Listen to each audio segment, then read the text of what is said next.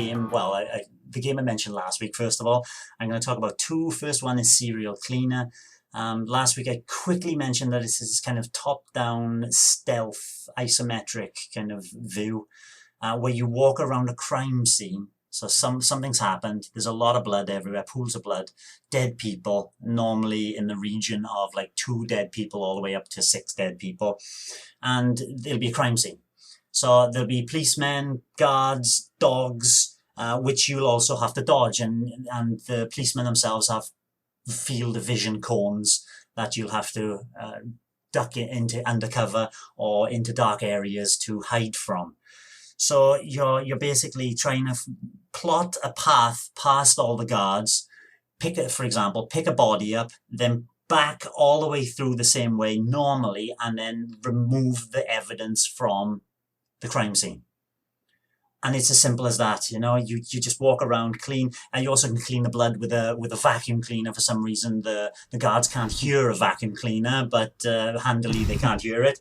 So you can use a vacuum cleaner to clean up blood, and most levels have objectives like, 1, always get all the bodies, dispose of all the bodies. Then there'll be a few random items like a shotgun or something that was used to commit the murder. You have to get rid of the evidence, and then you have to clean a percentage of the blood up as well on that level. It moves relatively well, and this is why I said last week, right, it was middling, is that sometimes the kind of cone of vision of a guard or a policeman doesn't overlap where you think it would. So you can be standing just outside, but he can still see you. So you've always got to give quite a little bit of extra margin away from that cone of view, just in case, because sometimes you're okay with being that close. And because of this hit and miss nature of the cones and having the policemen chase after you, there are hiding spots. So if someone's chasing after you, you can like hide under a box, just like Solid Snake.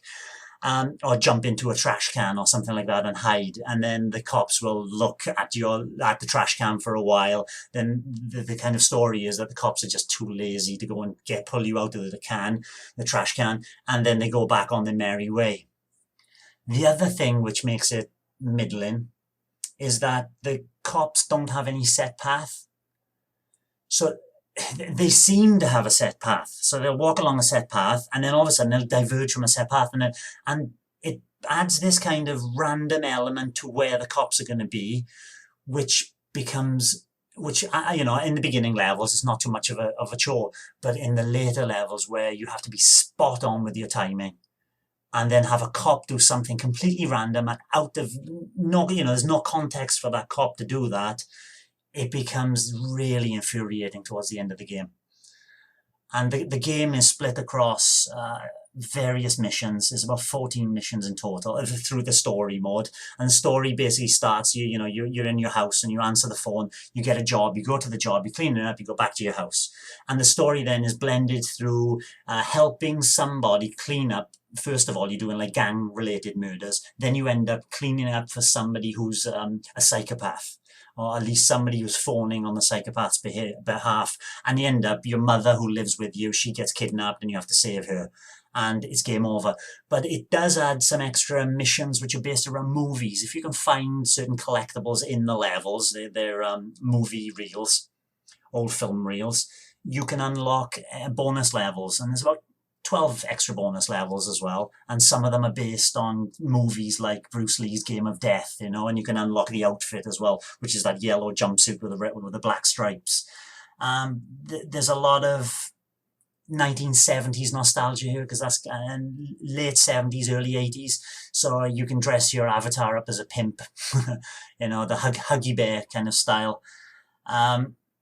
Or head sweatbands, if you remember the 80s, all those head sweatbands. There's a lovely pumping jazz soundtrack from the late 70s going throughout the game, which elevates the game to another level. But as a game itself, I just think it's far too frustrating. Not bad. Maybe worth, in the sale is £1.69, maybe worth that just to try it. But by the end of it, you'll be probably like me going, oh, I really don't want to finish this.